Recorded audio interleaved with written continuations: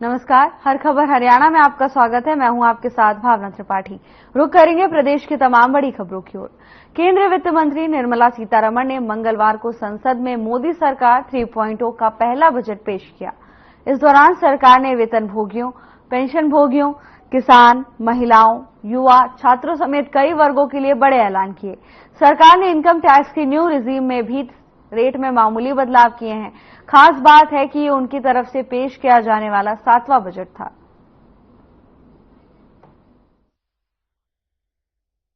India's economic growth continues to be the shining exception and will remain so in the years ahead. We need to focus on four major castes, namely the Garib, Mahilayein, Yuva and Annadata, the poor, women, youth and the farmer. For Annadata, we announced higher minimum support prices a month ago for all major crops, delivering on the promise of at least a 50% margin over costs.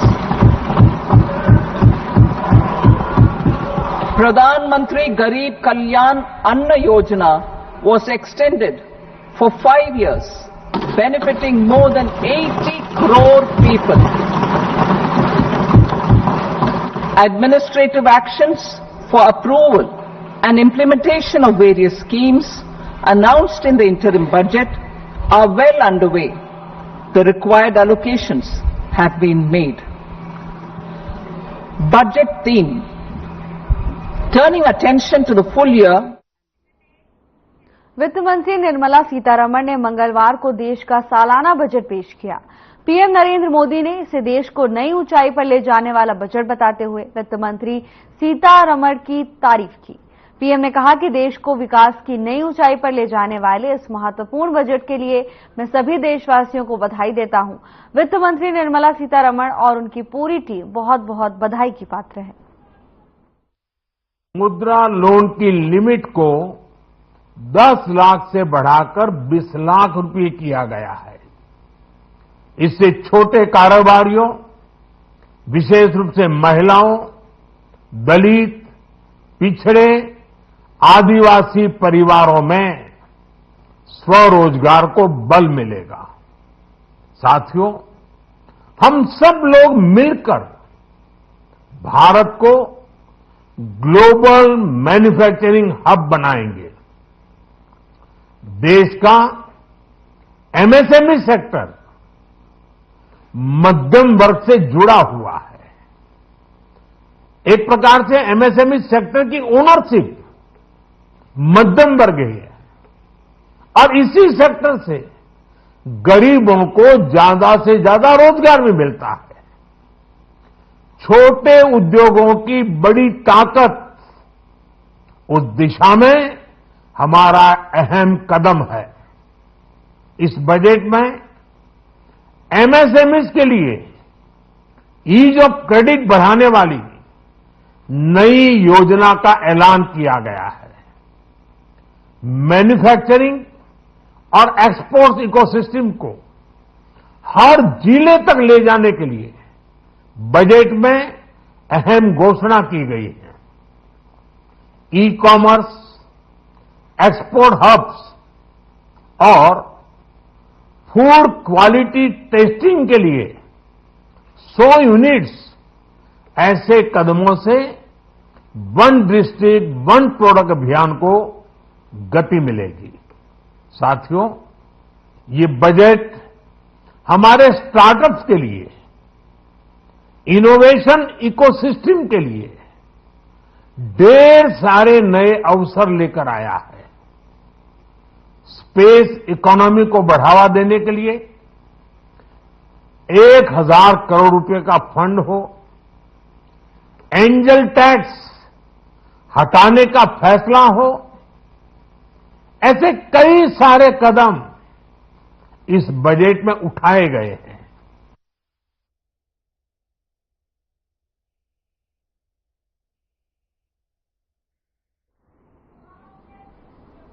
केंद्र की मोदी सरकार ने अपने तीसरे कार्यकाल का पहला आम बजट पेश किया, जिसको लेकर प्रदेश के मुख्यमंत्री नायब सिंह सैनी का बयान सामने आया है। सीएम सैनी ने कहा कि प्रधानमंत्री नरेंद्र मोदी के नेतृत्व वाली एनडीए सरकार के तीसरे कार्यकाल का ये पहला पूर्ण बजट गरीबों, महिलाओं, किसानों और युवाओं की आशाओं और आकांक्षाओं को फलीभूत करने वाला है। ये आम बजट विकसित भारत के निर्माण में एक नया अध्याय लिखेगा। इसके साथ ही मुख्यमंत्री ने बजट को समाज के सभी वर्गों के लिए कल्याणकारी, देश की अर्थव्यवस्था को मजबूती देने वाला बताया। माननीय प्रधानमंत्री श्री नरेंद्र मोदी जी के नेतृत्व वाली एनडीए सरकार के तीसरे कार्यकाल का यह पहला बजट गरीबों, महिलाओं, किसानों व युवाओं की आशाओं और आकांक्षाओं को फलीभूत करने वाला बजट है। मुझे पूर्ण विश्वास है कि यह बजट विकसित भारत के निर्माण में एक नया अध्याय लिखेगा। मैं यह विकासोन्मुखी बजट प्रस्तुत करने के लिए माननीय वित्त मंत्री निर्मला सीतारमण जी को बहुत बहुत बधाई देता हूं। इस बजट में आने वाले वक्त में कृषि को अधिक लाभकारी बनाने, अर्थव्यवस्था को अधिक सुदृढ़ करने, औद्योगिक विकास को नई गति देकर अधिकाधिक रोजगार सृजन करने का विजन दिखाई देता है। बजट में फसलों की जलवायु के अनुकूल 32 कृषि और 109 बागवानी किस्मों के लिए कृषि अनुसंधान को बढ़ावा देने पर जोर दिया गया है। प्रदेश में कांवड़ यात्रा को लेकर सुरक्षा व्यवस्था देखते हुए सीएम सैनी ने वरिष्ठ पुलिस अधिकारियों के साथ समीक्षा की और उन्हें आवश्यक दिशा निर्देश दिए।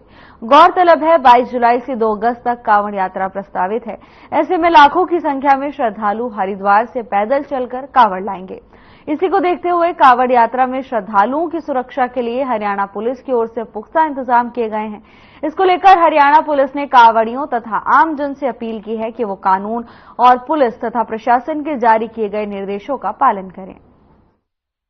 जैसा कि हम सभी जानते हैं, 2 अगस्त को शिवरात्रि का त्योहार है तथा कांवड़ यात्रा 22 जुलाई से 2 अगस्त तक प्रस्तावित है।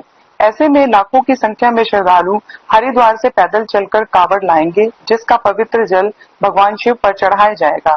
कांवड़ यात्रा एवं कांवड़ियों की सुरक्षा एवं सुविधा को ध्यान में रखते हुए माननीय मुख्यमंत्री हरियाणा ने वरिष्ठ पुलिस अधिकारियों के साथ समीक्षा की और उन्हें आवश्यक दिशा निर्देश दिए।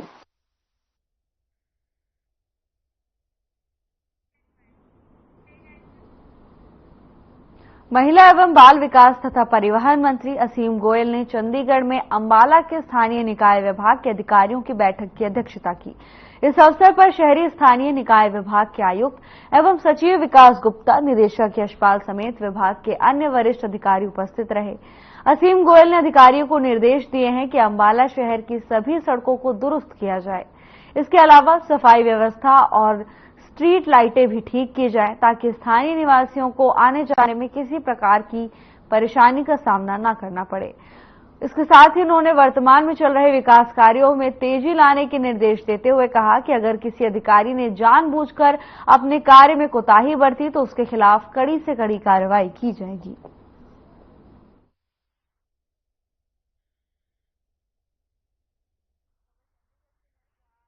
परिवहन मंत्री असीम गोयल ने अधिकारियों के साथ बैठक की। बैठक के दौरान उन्होंने अधिकारियों को निर्देशित किया है कि जल्द से जल्द सभी खामियों को पूरा कर लिया जाए।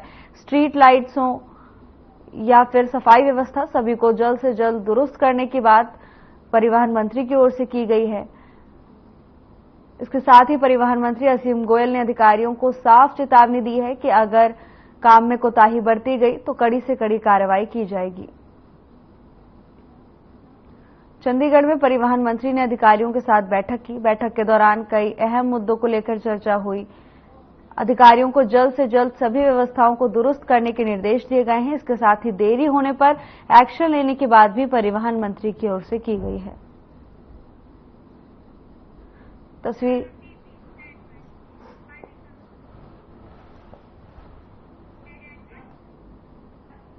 हरियाणा में प्राकृतिक आपदा के कारण खराब होने वाली फसलों के नुकसान के लिए किसानों को मुआवजा देने के लिए बीमा कंपनियों का चयन हो गया है। आपको बता दें कि प्रधानमंत्री फसल बीमा योजना के अंतर्गत बीमा कंपनियों का चयन कर लिया गया है। मुख्यमंत्री नायब सिंह सैनी की अध्यक्षता में चंडीगढ़ में हुई उच्च अधिकारी प्राप्त क्रय समिति में खरीफ 2024 से रबी 2025-26 की अवधि के लिए बीमा कंपनियों के चयन को मंजूरी प्रदान की गई है।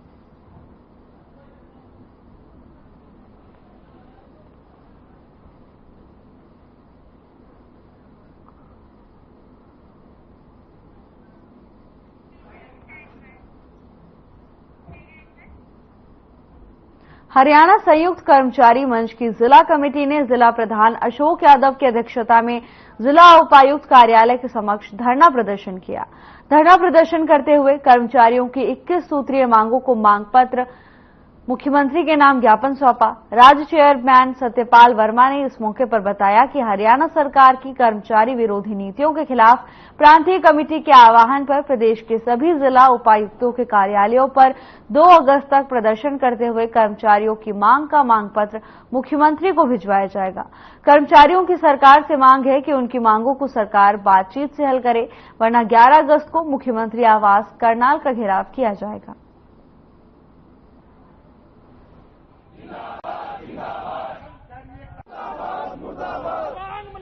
इस मुद्दे के माध्यम से हरियाणा के मुख्यमंत्री नायब सिंह सैनी के नाम हम ये 21 सूत्रीय ज्ञापन देंगे और हम ये अपील करेंगे कि बातचीत से यूनियन के साथ बातचीत की जाए। अगर आप हमारी यूनियन को बुला करके बातचीत नहीं करते तो 11 अगस्त 2024 को सीएम का जो हाउस है करनाल के अंदर प्रेमनगर में, उसका हम घेराव करेंगे।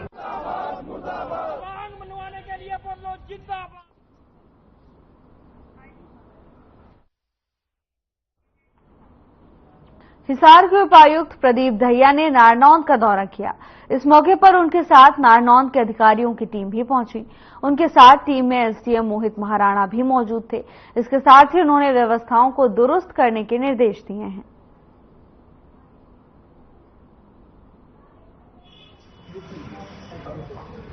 खबर नारनौंद से है, जहां उपायुक्त प्रदीप दहिया ने नारनौंद का दौरा किया। इस दौरान उन्होंने कई खामियों का जायजा भी लिया। इस दौरान उनके साथ एसडीएम भी मौके पर मौजूद रहे तो कई अधिकारी भी उनके साथ नजर आए। उपायुक्त ने निर्देश दिया है कि जल्द से जल्द सभी खामियों को दुरुस्त कर लिया जाए। खबर नारनौंद से है, जहां उपायुक्त प्रदीप दहिया ने नारनौंद का निरीक्षण किया। इस दौरान वो कई खामियों का जायजा लिया और कर्मचारियों और अधिकारियों को निर्देश दिए हैं कि जल्द से जल्द सभी व्यवस्थाओं को दुरुस्त कर लिया जाए। मौके पर उनके साथ कई अधिकारीगण भी मौजूद रहे।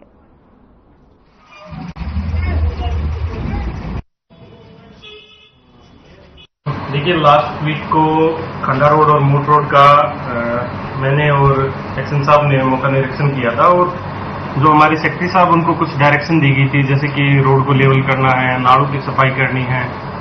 और लेकिन आज जब दौरा किया गया, सुबह फिर दौरा किया गया माननीय उपायुक्त महोदय के निर्देशानुसार, तो पाया गया कि कुछ चीजें हैं जो हमारे सेक्रेटरी साहब के द्वारा हैं वो ठीक नहीं की गई थी।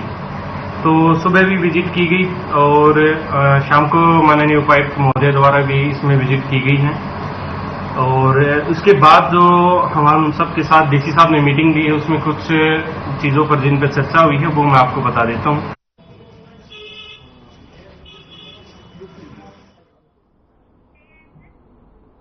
पुलिस को बड़ी सफलता मिली है। पुलिस ने 2 आरोपियों को गिरफ्तार किया है।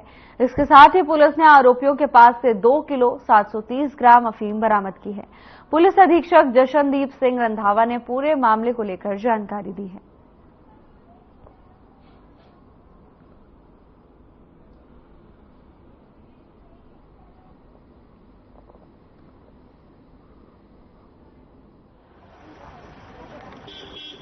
जैसे कि आपको पता है कि कुरुक्षेत्र पुलिस द्वारा एक नशे के खिलाफ अभियान चलाया जा रहा है और इस पूरे अभियान के अंदर हमारा जो मेन फोकस है कि बड़े तस्कर जो हैं उनको पकड़ा जाए, जो बड़ी खेप के अंदर हमारे इलाके के अंदर या आस पड़ोस के इलाकों के अंदर नशे की खेप सप्लाई करते हैं, और साथ ही ऐसे तस्करों की जो प्रॉपर्टीज हैं उनको आइडेंटिफाई करके और उनको सीज किया जाए। और जो पिट एनडीपीएस के अंदर जो हमारी प्रिवेंटिव डिटेंशन है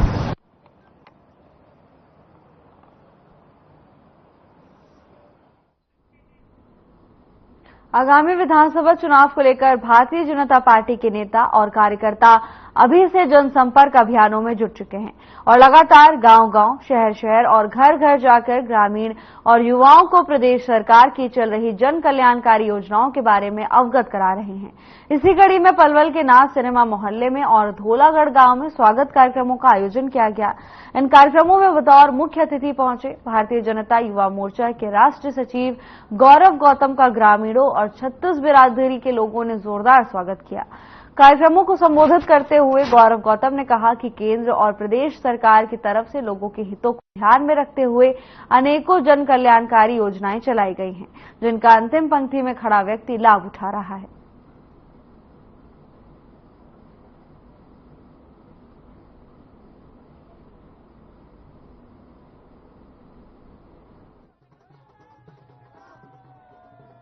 उस सब मतदाताओं का, बुजुर्गों का, नौजवानों का, अपने दोस्तों का, भाइयों का,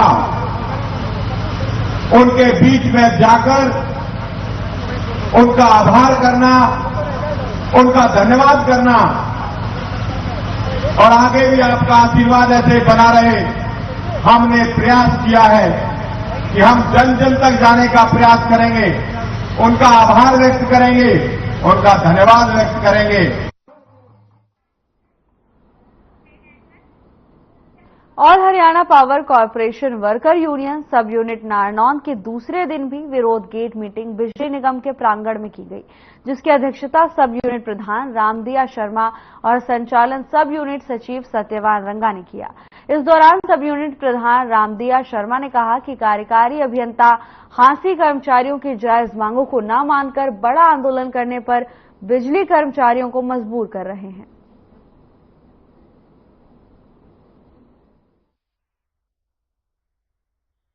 आज हमारा विरोध गेट मीटिंग का दूसरा दिन था। एक्शन 80 लगातार कर्मचारियों की समस्याओं के प्रति नकारात्मक है। बार बार यूनियन ने मौखिक और लिखित रूप में एक्शन 80 को समस्याओं के प्रति अवगत कराया, लेकिन एक्शन 80 ने और एसडीओ नारायण ने समस्याओं के प्रति कोई ध्यान नहीं दिया। यूनियन ने आखिर में मजबूर होकर आंदोलन का रास्ता अपनाना पड़ा और आज हमारी दूसरे दिन विरोध गेट मीटिंग जारी रही है।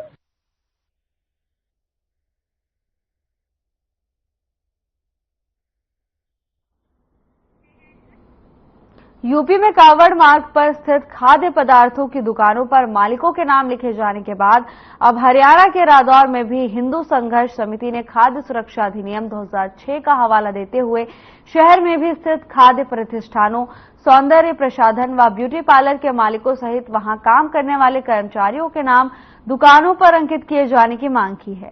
आज इस संबंध में एक ज्ञापन समिति सदस्यों ने सीएम के नाम प्रशासन को सौंपा है।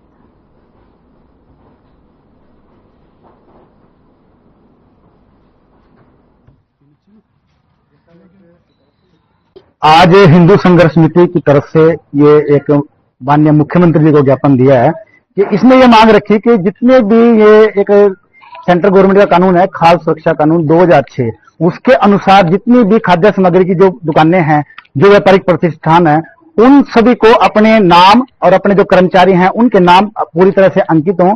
और साथ ही अभी अगर जो अपने हमारा जो ये जो कावड़ यात्रा चल रही है, इसमें इसकी सुरक्षा की दृष्टि से भी ये बहुत जरूरी है ताकि सामाजिक सद्भाव और सामाजिक भाईचारा जो है ना वो खराब ना हो। इसके नाते आज हमने ये ज्ञापन एसडीएम साहब के माध्यम से हमने माननीय मुख्यमंत्री जी को दिया है।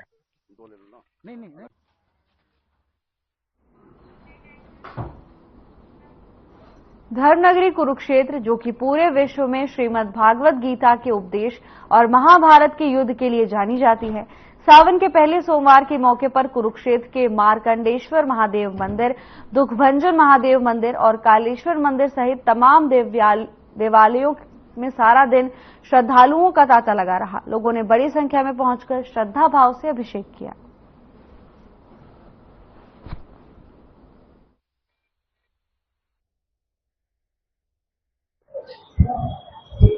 जी पंडित, क्या कहना चाहेंगे? आज सावन का पहला सोमवार है, इसके बारे में क्या कहना चाहेंगे? सावन का महीना जो है सनातन धर्म के लिए बहुत महत्वपूर्ण होता है। ये सावन का महीना भगवान भोलेनाथ का विशेष महीना होता है और इसमें भगवान भोलेनाथ को प्रसन्न करने के लिए नाना प्रकार से जो है भगवान की उपासना की जाती है। और कालेश्वर महादेव मंदिर जो यह भारत का ऐसा मंदिर है जहाँ नंदीश्वर नहीं है और यह ब्राह्मण तीर्थोद्धार सभा के द्वारा जो है संचालित है। यहाँ भगवान मार्कंडे जी के नदी के किनारे मार्कंडेश्वर महादेव मंदिर ठसका मीराजी में हर साल की भांति इस साल भी जो खास पर्व आया कि आज श्रावण सोमवार से शुरू हुआ है, तो इसमें 4 सोमवार आ रहे, ये भी एक विशेष है। और यहाँ नित्य प्रति हर रोज पार्थेश्वर महादेव जो शिवलिंग बनाया जाता है मट्टी का, उसका पूरा प्राण प्रतिष्ठा के साथ पूजन करके अभिषेक किया जाता है, जिसमें अनेकों राज्यों से दूर दूर से लोग आते हैं।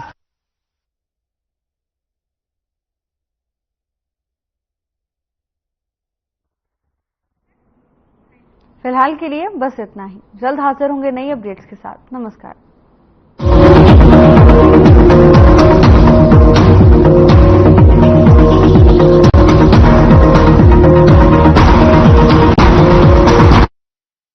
Hey, look, I can